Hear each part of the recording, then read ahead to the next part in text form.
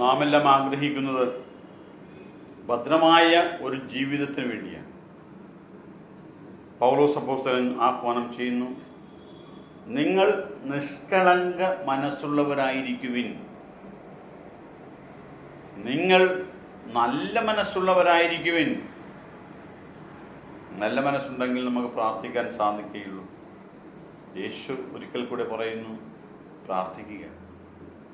ജീവിതത്തിലെ സകലോലുപതയിൽ നിന്ന് മാറുക, മദ്യാസക്തി ഉപേക്ഷിക്കുക, ജാഗ്രതയോട് പ്രാർത്ഥിക്കുക. ഈ നോയമ്പ് കാലത്ത് നഷ്ടപ്പെട്ടു പോയ നല്ല വ്യക്തിബന്ധങ്ങൾ തിരിച്ചു കൊണ്ടുവരുവാൻ നമുക്ക് പരിശ്രമിക്കാം. സ്നേഹിക്കുന്ന ഒരു ഹൃദയം, പുഞ്ചിരിക്കുന്ന ഒരു മുഖം, നന്മ ചെയ്യുന്ന ഒരു കൈ.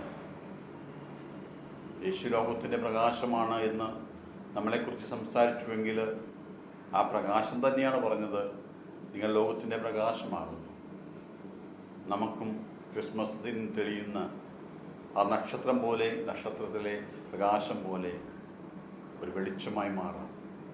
കവികൾ പാടിയിട്ടുണ്ട്, എങ്ങും വെളിച്ചം, എങ്ങും വെളിച്ചം, എങ്ങും വെളിച്ചം. എൻ ഹൃത്തിലും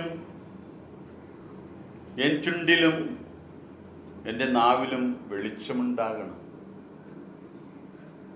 എൻ വീട്ടിലും എൻ അയൽവീട്ടിലും വെളിച്ചമുണ്ടാകണം. വെളിച്ചം നമുക്കറിയാം സന്തോഷത്തിൻ്റെ അവസ്ഥയാണ്. അയൽവീട്ടിലെ വെളിച്ചമുണ്ടെങ്കിലേ അവൻ അന്ന് ഭക്ഷണം കഴിച്ചു എന്ന് പറയാൻ സാധിക്കുകയുള്ളൂ.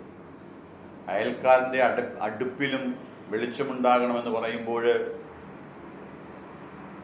നിന്നെപ്പോലെ തന്നെ നിൻ്റെ അയൽക്കാരനെ സ്നേഹിക്കുക എന്ന് പറയുന്ന യേശുവിൻ്റെ ആഹ്വാനം മനസ്സിലാക്കി അല്പം അവനെ സ്നേഹിക്കുവാൻ, ഉള്ളത് അവനുമായി പങ്കുവയ്ക്കുവാൻ, കൂടെ പ്രാർത്ഥിക്കുവാൻ, പുഞ്ചിരിക്കുവാൻ, സ്നേഹിക്കുവാൻ ഒരവസരമായി ഈ ആഗമനകാലം മാറട്ടെ എന്ന് പ്രാർത്ഥിക്കുന്നു.